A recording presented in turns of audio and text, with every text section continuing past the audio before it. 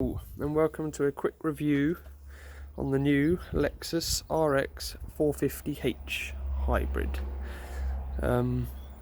This is their luxury SUV. This is the Takumi Spec. Takumi in Lexus terms is top of the range.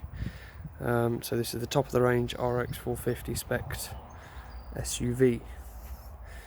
If you chuck an L on the end of that 450h, it turns into the long wheelbase, and I think that adds about £2,500 onto it. So this starting price is 60,500, and then the L being 63,000. So not much more expensive, and that adds two more seats, to make it 7 seats. So yeah, that's, I guess, if you're travelling with a lot more people than you normally would be. This is a V6, 3.5 litre, 308 horsepower. So not mega quick, but got it if you need it amount of power. So we'll start off with the boot, which is operational by the key. So you hold the key, makes a beeping noise, pops open. Boot space is relatively large. Speaker in the rear, because it's the Takumi version, that creates sound around the whole car. These are your rear passenger seat buttons to lower them and to raise them if you're to stow a larger object than what the current space is in the boot. Scuff plates as well to prevent damaging the paintwork. And if you remember rightly in the last video, the Bentley would not close with the key. So let's check and see if you can do it with this. Boom! You can. So 120 grand less, and you're able to close the boot with the key. Exterior wise, it's not my cup of tea personally. It's got nice 20-inch alloys. The alloys are about the nicest part of it, but it doesn't really shout out to you. It doesn't stand out to me, but most Lexus drivers or purchasers of their vehicles, I guess, aren't really interested in standing out. They more want subtle, modest, focusing on the driving side of aspects rather than the looks. It's not horrendous looking, but just for me, compared to the Bentayga, the GLE, the Land Rover, which is my favourite, it doesn't quite match them. Some brushed stainless steel detailing on the bottom and along the top, along the sides. So yeah, not amazing on the outside for me. Moving to the inside, this is my own opinion, of course. Some people may disagree. The leather, on the other hand, is very nice. Don't like the timber insert. For me, looks dated. I really don't like the fact that this chrome handle is different to the brushed stainless steel. For me, that's just simple to get that the same. Again, I feel like these the centre of the speakers should be chrome or some sort of fancier looking material.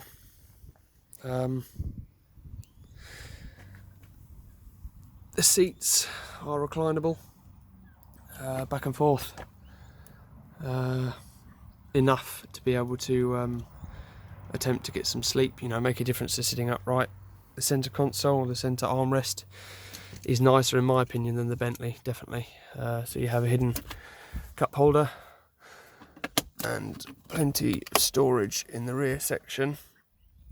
Ample for the rear passengers.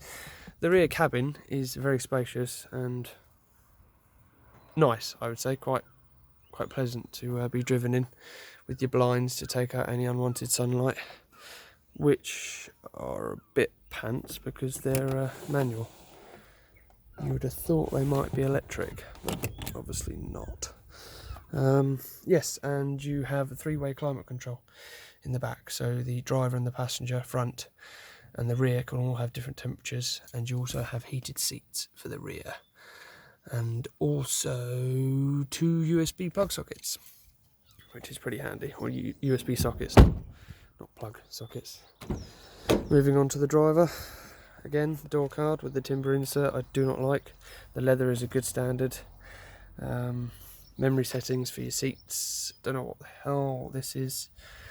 Large speaker with no chrome insert. One cool thing, or different to any other vehicle I've seen, is the fact that you can pop that out if you were to store a larger object than what or what space is given for that area, so that's not bad.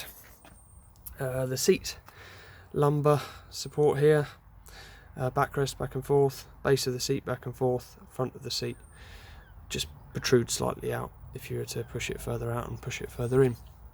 Lexus scuff plate. Steering wheel, not very nice.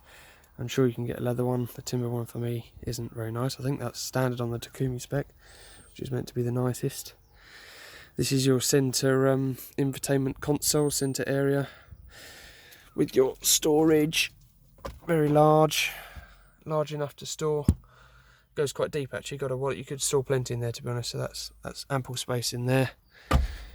You have your cup holder, your Lexus navigation pad or writing pad. This is to control the infotainment as well as being a touchpad. You can also control it via this. These are your driving modes: Sport Plus, Normal, Eco and EV mode. Does make a difference if you put it in Sport Plus, a bit more raucous.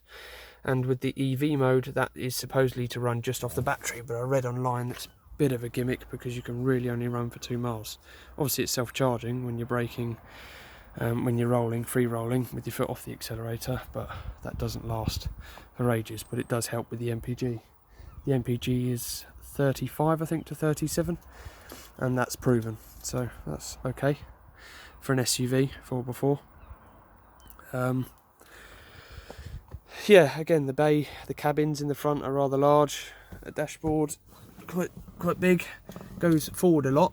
Quite a large area. A nice clock, I like the clock. It's got a classical touch. 12-inch infotainment screen, touch screen. Very dated, this area. Your climate controls, CD inserts. For me, that's really dated. Then you have a touch, stop start button here next to that. Horrendous setup. So for me, that doesn't look too great. Forgot to say, on the steering wheel you have up and down flappy paddles. And you have a full panoramic sunroof, which only opens 2/3 up to this point, say. So it's okay, not bad. An element of luxury there, and you have your rear lighting for passengers if they were to be reading. So there's a few good aspects about it, but I'm not overly keen on it. For 60,000, for me, I feel like you should be getting more. I'll quickly turn it on so we can see the infotainment system. Again, this is only a short review. I'm no expert, but this is just me giving you my opinion on the vehicle. I've got it maxed up with the fan. I'll turn that down because that's a bit intense. So I'll go menu with the pad that I showed you earlier. Take me to the infotainment menu, and then it's all touchscreen here. Apple CarPlay and Android Auto compatible, and simply just push audio. It's quite smooth, it's quite a good system, it's not laggy, and you can play whatever you want to play. Just press menu again to go back to the home, and control whichever you'd like to control.